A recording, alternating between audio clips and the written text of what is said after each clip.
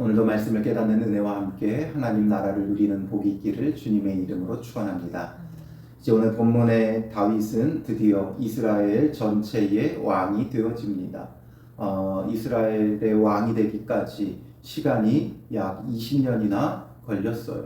하나님 앞에 기름 부음 받아서 이제 왕으로 세우시겠다는 하나님의 뜻을 알았지만 그것이 일순간에 이어진 것이 아니라 20년이라는 세월이 걸렸고, 이 20년이라는 세월 동안 다윗이 탄탄대로를 걸은 것이 아니라 시험과 환난, 고난과 고통의 세월들을 보내게 되죠. 그 가운데 이제 드디어 왕이 되어진 거예요. 다윗이 왕이 되어지기까지, 다윗이 왕이 되기 위해 한 일은 무엇입니까? 사실상 아무것도 없지요. 오히려 참고 기다리는 것밖에 없었어요. 그러나 참고 기다렸더니 하나님의 그 약속이, 하나님의 뜻이, 하나님의 계획이 그에게 선하게 이루어지게 되어지는 것이죠. 오늘 본문에 보면 1절에 이스라엘 모든 지파가 헤브론에 이르러 다윗에게 나와 이르되, 이 이스보셋이 죽었죠. 먼저 아브넬이 죽었고 그 다음에 이스보셋이 죽었어요. 그리고 나니까 이제 이스라엘 모든 지파가 다윗에게로 나아오게 돼요. 그리고 이제 그를 그로 하여금 우리의 왕이 되어달라고 요청하는데, 요청하는 이유는 세 가지예요. 먼저 첫 번째는 보소서 우리는 왕의 한 고륙이니이다. 왕과 한 고륙이다라는 것은 한 형제다라는 거죠. 한 형제. 우리는 당신의 대적이 아니라, 당신의 원수가 아니라 한 형제다라는 거예요. 사실상 그들이 다윗을 대적하며 아브넬의 인도를 따라 이스보셋을 왕으로 세우며 행했지만, 그러나 이들은 우리가 이제는 더 이상 당신의 대적이 아니라 형제라는 것을 강조하며 다윗에게 나왔어요. 그리고 두 번째는 전에 곧 사울이 우리의 왕이 되었을 때에도 이스라엘을 거느려 출입하게 하신 분은 왕이시었고, 사울이 왕이었을 때도 우리를 출입하게 한 것은 당신이다. 즉 실제적인 왕은, 왕으로 있는 것은 사울이었지만 실제적인 왕의 역할은 당신이 해주었다. 이것으로 다윗을 높여주죠.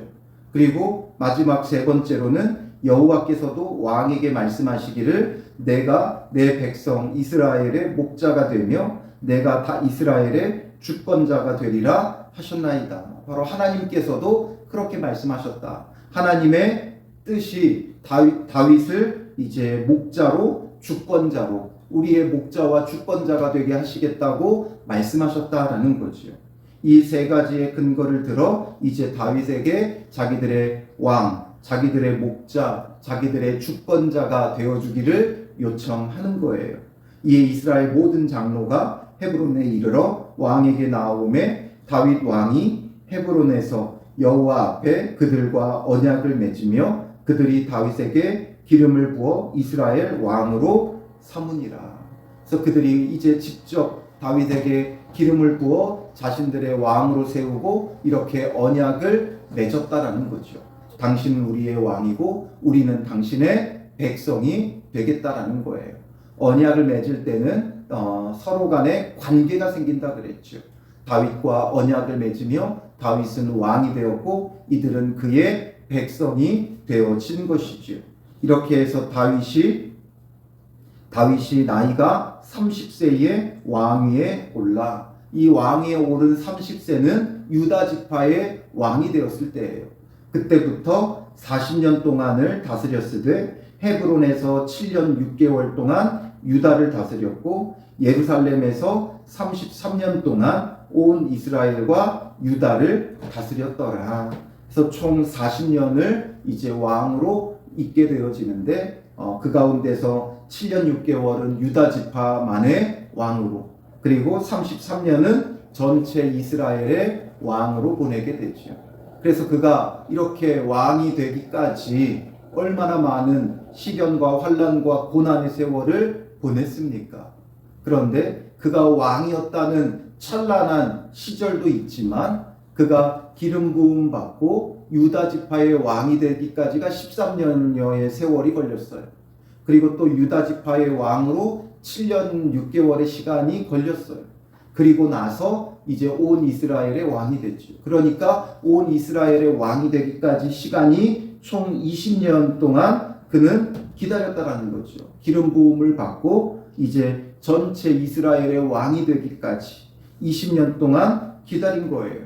그가 전체 왕이 되기 위해서 한 것이 무엇이 있습니까? 사울과 대적하고 싸운 적도 없고 오히려 사울이 원수로 행하고 죽이려고 하는 것을 피해 다니기만 했어요. 그리고 이스보셋이 왕이 되었을 때도 아브넬이 왔지만 아브넬을 죽이려고 하지 않았고 자기가 뭔가 물리적으로 온 이스라엘을 통일하려고 하지도 않았어요. 아브넬을 환대했고 그리고 이스보셋을 죽이려고 하지도 않고 이스보셋을 죽인 자들을 오히려 다윗이 죽였죠. 그리고 그러면서 기다렸더니 온 이스라엘이 나와서 그를 왕이 되어 주기를 요청하고 장로들이 기름 부어 왕이 되었다는 거예요. 다윗이 한 것은 없죠. 그런데 이렇게 되어진 것은 자연스럽게 우연히 벌어지는 것이 아니라 하나님께서 그를 왕으로 세우겠다고 하나님의 주권적인 섭리가 주권적인 그 뜻이 그와 함께하고 있기 때문에 이루어지는 거예요. 그래서 때가 되면 하나님의 뜻은 반드시 이루어진다라는 거죠. 그래서 우리가 하나님의 뜻을 이루겠다고 무엇을 하는 순간 그건 뭐가 된다 그랬어요? 내 뜻이 되고 내 마음이 되어지는 거예요. 그래서 하나님의 뜻은 하나님의 때가 완전히 찰 때까지 우리가 기다려야 되고 기다리며 묵묵하게 하나님 앞에 순종하면 하나님 뜻은 선하게 이루어지게 되어 있는 거예요. 그래서 에베소서 1장 9절에 보면 그 뜻의 비밀을 우리에게 알리시는 것이요 그의 기뻐하심을 따라 그리스도 안에서 때가 찬 경륜을 위하여 예정하신 것이니 때가 찬 경륜을 위하여 하나님께서 예정하신 예수 그리스도의 구원이 이루어졌다라는 거죠. 그러므로 하나님의 예정하심, 하나님의 그 뜻의 비밀은 항상 때가 찬 경륜, 때가 차야 이루어진다라는 거죠. 때가 찬 하나님의 운영, 경영 이것이에요. 그러니까 때가 차야 하나님께서 이루시는 일들은 하나님께서 운영하시고 하나님께서 섭리하시고 하나님께서 행하시는 것 이게 바로 경륜이에요. 하나님이 행하시는 방법은 무엇이냐? 때가 차야 이루어진다라는 거지요.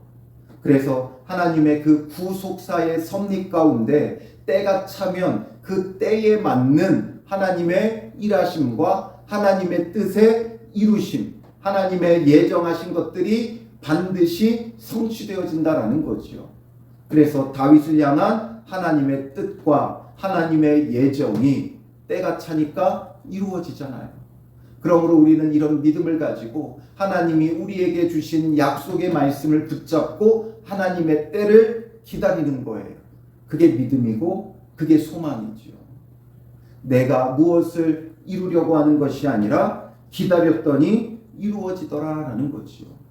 하나님의 나라는 우리가 믿음을 가지고 기다리면 이루어진다. 이것을 사무엘 하의 말씀은 보여주고 있는 거예요. 사무엘 상부터 지금 오늘 사무엘 하의 5장까지 하나님의 그 때가 이루어진다라는 것을 보여주죠.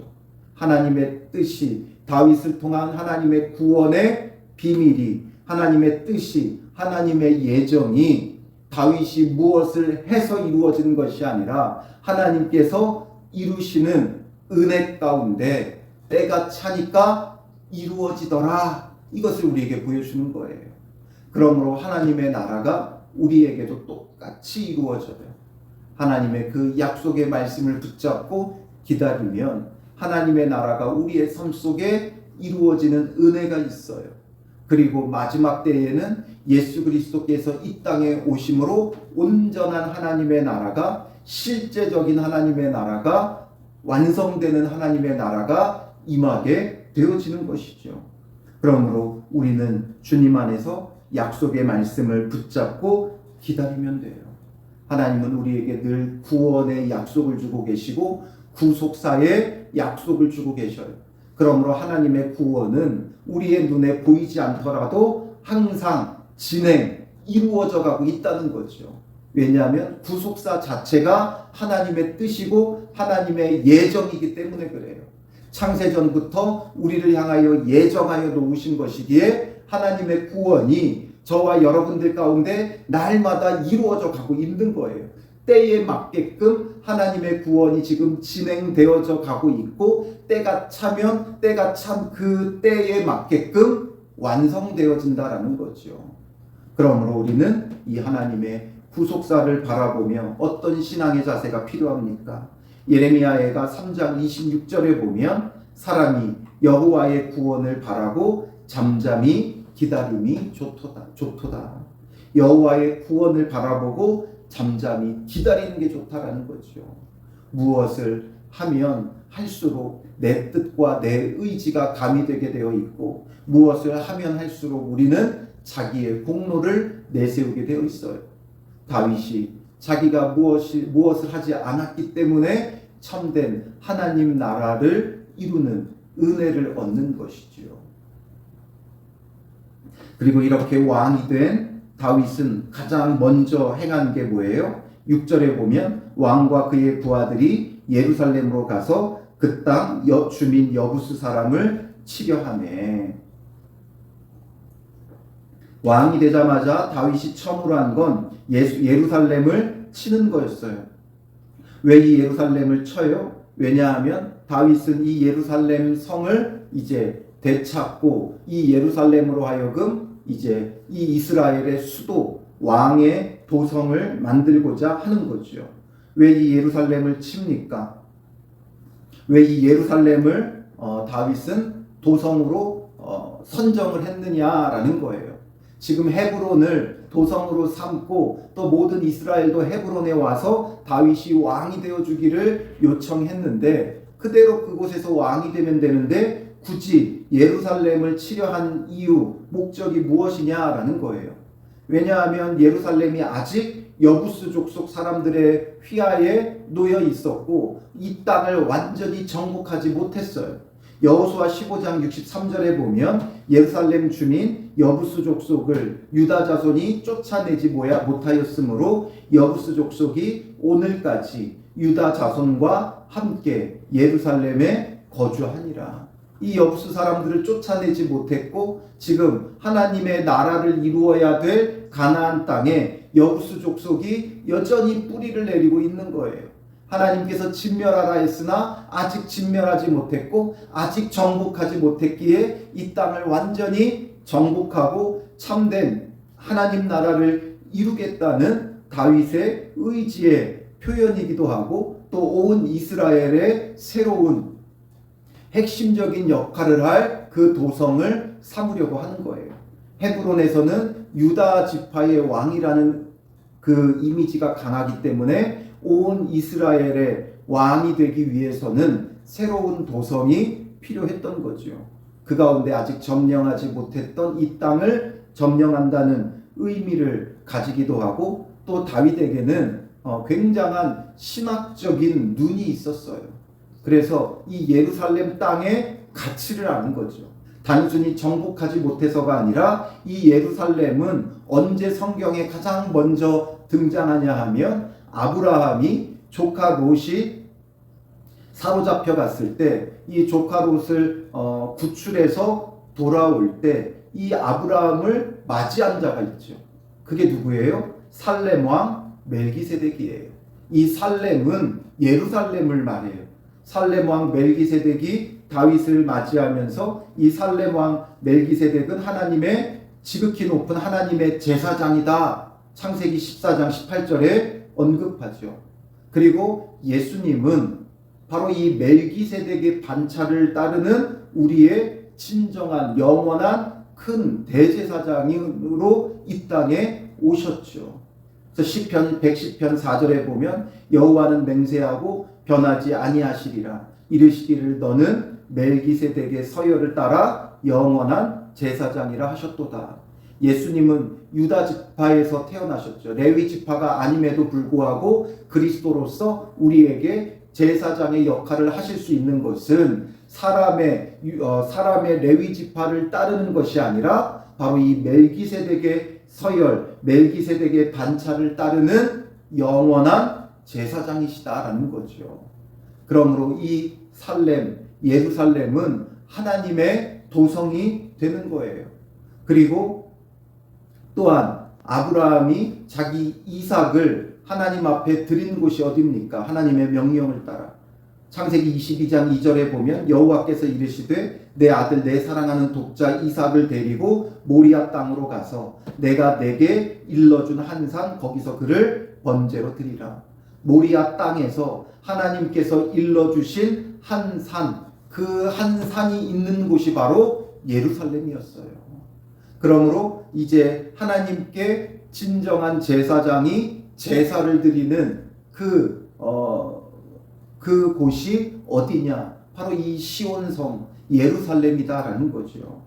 그래서 신명기 16장 5절부터 6절에 보면 유월절 제사를 내 하나님 여호와께서 내게 주신 각 성에서 드리지 말고 오직 내 하나님 여호와께서 자기의 이름을 두시려고 택하신 곳에서 내가 애굽에서 나오던 시각 곧 초저녁 해질 때의 유월절 제물을 드리라. 유월절 제사는 각성 아무 데서나 두지 말고 여호와께서 자기 이름을 두시려고 택하신 곳에서만 드리라라는 거죠.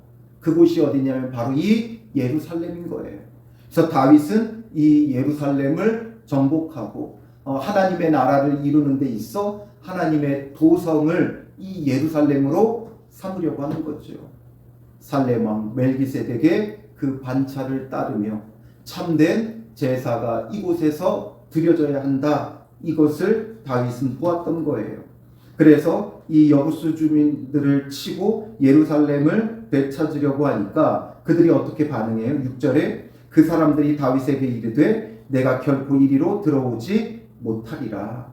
맹인과 다리 저는 자라도 너를 물리치리라 하니 그들 생각에는 다윗이 이리로 들어오지 못하리라 함이나 이들이 이제 다윗이 치러 왔지만 다윗을 굉장히 무시했어요. 그래서 뭐라고 말한 거예요? 맹인과 다리 저는 자라도 너를 물리치리라. 이렇게 말한 이유는 뭐예요? 다윗이 이리로 들어오지 못한다. 왜냐하면 예루살렘 자체가 굉장한 그 요새와 같은 곳이에요. 높은 곳에 우뚝 솟아 있기 때문에 함부로 점령할 수도 없고 꽁꽁 걸어 잠그면 그 주위를 포위해도 이 당시에 이런 성들이 많았기 때문에 가장 좋은 방법은 성을 그냥 함락시킬 수가 없어요. 그래서 가장 좋은 방법은 그냥 둘러싸고 들어오지도 못하고 나가지도 못하게 막아서 그 안에서 아사시키는 거죠. 물이 부족해서 죽든지 먹을 게 부족해서 죽든지 죽을 수밖에 없는 거예요. 그런데 이 예루살렘 성은 물길이 있었어요. 그래서 물길을 통해서 이들이 문만 걸어 잠근다면 웬만해서는 함락할 수가 없어요. 그러니까 이리로 들어오지 못한다는 게 그 얘기예요.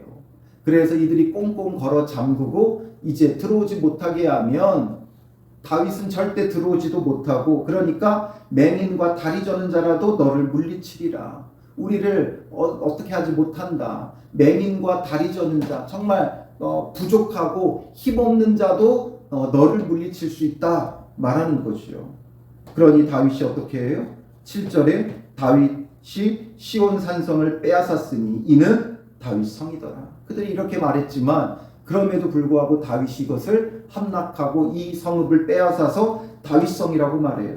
어떻게 성을 빼앗았느냐? 8절에 보면 다윗이 이르기를 누구든지 여부스 사람을 치거든 물 깃는 데로 올라가서 다윗의 마음에 미워하는 다리 저는 사람 맹인을 치라.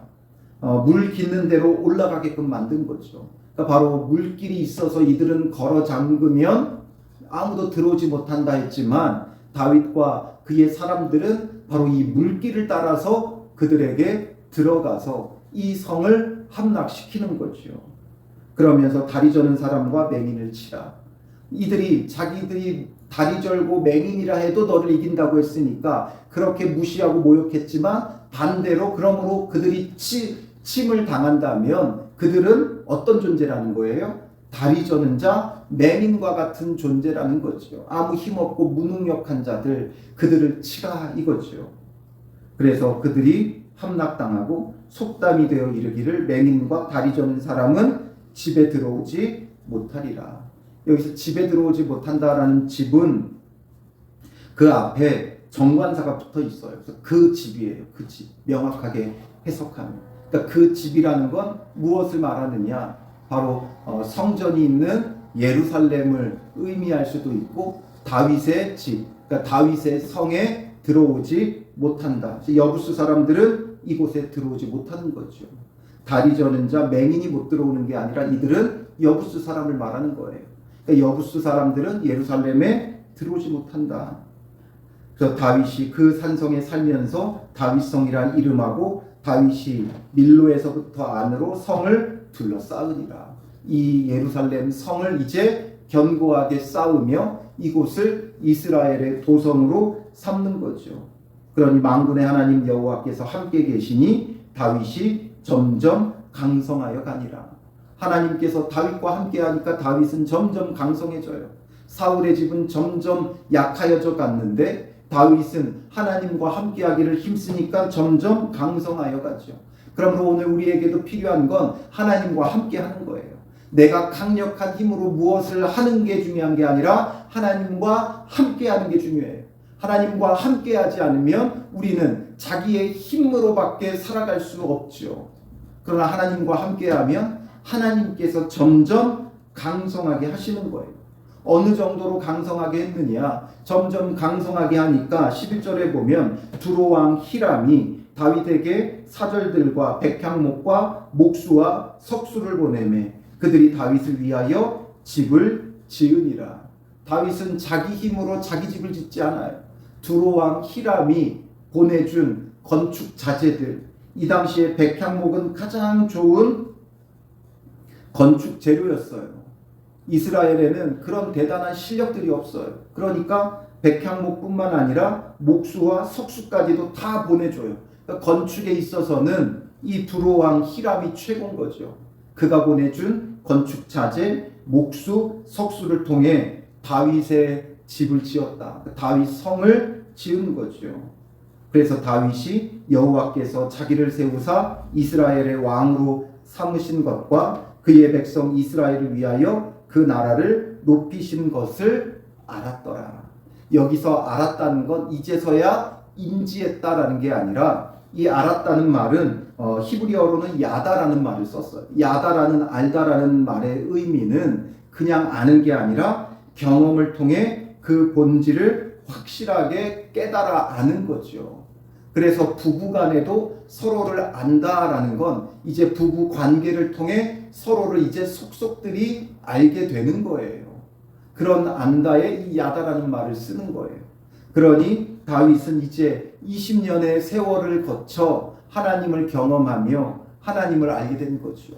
하나님과 함께 했더니 하나님의 언약이, 하나님의 약속이 반드시 이루어지고 자기를 점점 강성하게 해서 이스라엘의 왕으로 세우시고 또 그 나라를 높이시는 것, 그 나라가 단순히 자기 나라가 아니라 하나님 나라로서 높여주시는 것을 그는 온전히 경험하고 깨달아 알았다라는 거죠.